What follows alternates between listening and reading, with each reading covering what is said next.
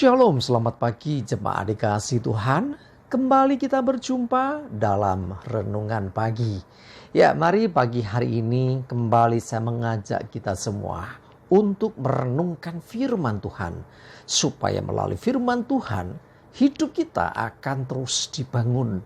Dan kita akan terus bertumbuh, diteguhkan, dan bahkan dikuatkan dalam iman dan pengharapan. Sebab firman Tuhan adalah kebenaran yang memerdekakan hidup kita. Firman Tuhan menjadi pedoman dan penolong bagi kita. Firman Tuhan sumber kekuatan kita.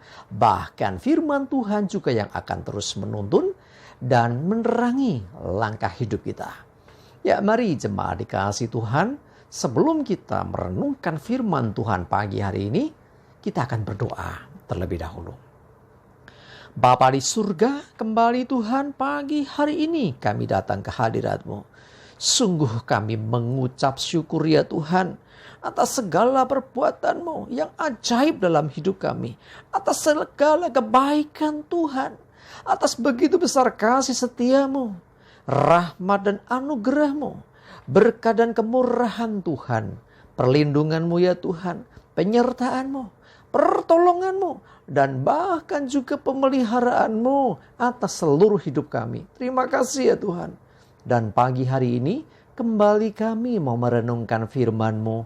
Mari Tuhan singkapkan, nyatakan kebenaran firman-Mu. Dan Roh Kudus urapilah kami semua ya Tuhan. Sehingga kami bisa menangkap apa yang menjadi pesan Tuhan. Dan juga kami mengerjakannya dalam hidup kami.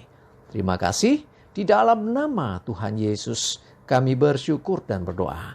Amin. Mari jemaat dikasih Tuhan, kita buka Alkitab kita. Dan renungan pagi hari ini saya ambilkan dari Kejadian 18 ayat 13 sampai 15. Saya bacakan. Lalu berfirmanlah Tuhan kepada Abraham, "Mengapakah Sarah tertawa dan berkata, sungguhkah aku akan melahirkan anak sedangkan aku telah tua? Adakah sesuatu pun," saya ulangi, "adakah sesuatu apapun yang mustahil untuk Tuhan?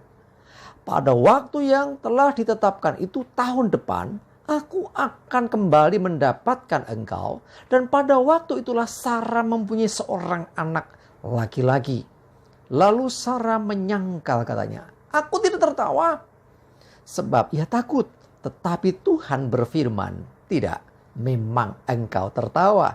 Kita tahu ini bicara tentang apa? Abraham dan Sarah istrinya. Ya, nanti tentunya anak yang dimaksud tentu Ishak. Ya, artinya tertawa. Tetapi Sarah sempat menyangka. Ya, sesungguhnya apa yang terjadi kalau menurut ukuran dan cara berpikir manusia memang tidak masuk akal. Abraham sudah tua, istrinya pun sudah tua. Sarah dikatakan sudah mati haid. Artinya tidak mungkin lagi secara medis seorang Sarah yang sudah sepuh ini, sudah mbah-mbah ini akan melahirkan anak. Tetapi Tuhan sudah berjanji. Tuhan sudah berfirman bahwa keturunan Abraham nanti seperti bintang di langit dan pasir di pantai. Yang artinya apa? Banyak. Tetapi sampai umur tua, usia tuanya, di usia senjanya, belum satu pun anak lahir dari Sarah. Ingat, perjanjian Tuhan dengan Abraham, itu bukan hanya Abrahamnya saja. Tentunya istrinya. Ya, walaupun kita tahu nanti akhirnya ada istri yang lain, namanya salah satunya yang sedikit heboh itu ya, si Hagar ya. Tetapi sesungguhnya yang dimaksud anak perjanjian itu adalah anak yang lahir dari pernikahan Abraham dan Sarah. Bukan yang lain. Karena itulah makanya satu kali ya Tuhan menyatakan diri kepada Abraham dan juga Sarah. Tetapi Sarah tertawa. Kenapa tertawa? Karena dia merasa gak mungkin itu terjadi. Walaupun Tuhan menyatakan ya adakah sesuatu yang mustahil untuk Tuhan? Ya, Tuhan sampai mengingatkan, kalau Tuhan sudah berjanji, pasti digenapi. Kalau Tuhan sudah berfirman, sekalipun itu tidak masuk akal, sekalipun kita menganggapnya mustahil, sekalipun kita menganggapnya tidak mungkin, sudah terlambat itu. Tetapi kalau Tuhan yang berkehendak, tidak ada yang bisa membatasinya.